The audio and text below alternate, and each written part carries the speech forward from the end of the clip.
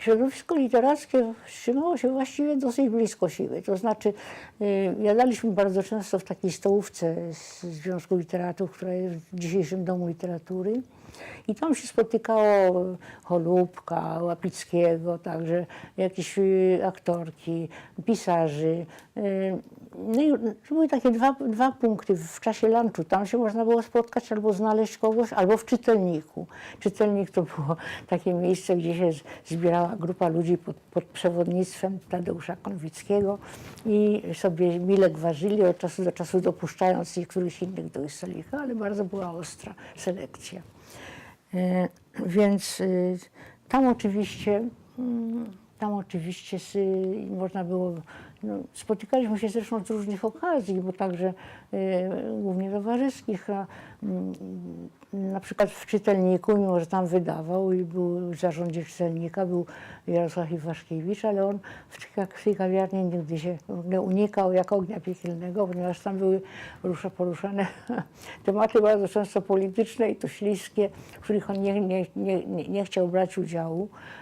I nawet jak teraz czytam jego dziennik, zresztą wspaniały, zwłaszcza drugi tom, to widać, jaki był jego stosunek do rzeczywistości. Po prostu trudno uwierzyć, że ten konformizm był szczery, a jednak w dzienniku on coś takiego pisze i na cześć Bieruta, i na cześć Gierka i w ogóle o tym, co się dzieje. No, owszem, bardzo mu się nie podobali różni działacze partyjni, którzy go tam nachodzili, bo nie lubił z nimi przebywać, był przyzwyczajony do bardzo dobrego towarzystwa kompozytorów, no i przedwojennych pisarzy.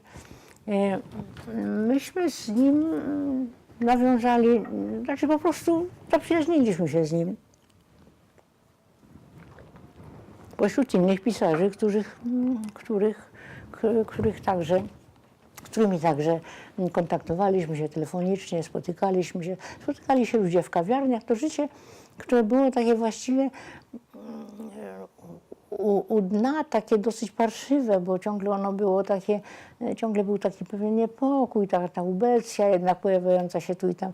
Jednak ludzie jakoś stosunkowo zachowywali się dzielnie, w tym sensie, że chodzili do kawiarni, rozmawiali, specjalnie się nie wystrzegali tematów trudnych. Także właściwie to oni musieli zbaranieć głównie, bo za dużo by było tych donosów. Po prostu oczywiście było ich pełno i myślę, że wystarczająco.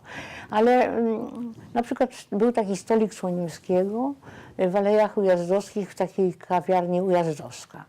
Myśmy tam bywali z Arturem rzadko, bo w ogóle nie byliśmy wielbicielami kawiarń. Ale ponieważ tam co dzień przychodził Słonimski, często Monika Żeromska i no, różni ludzie, taki z radia, no, jacyś muzycy bywali tam.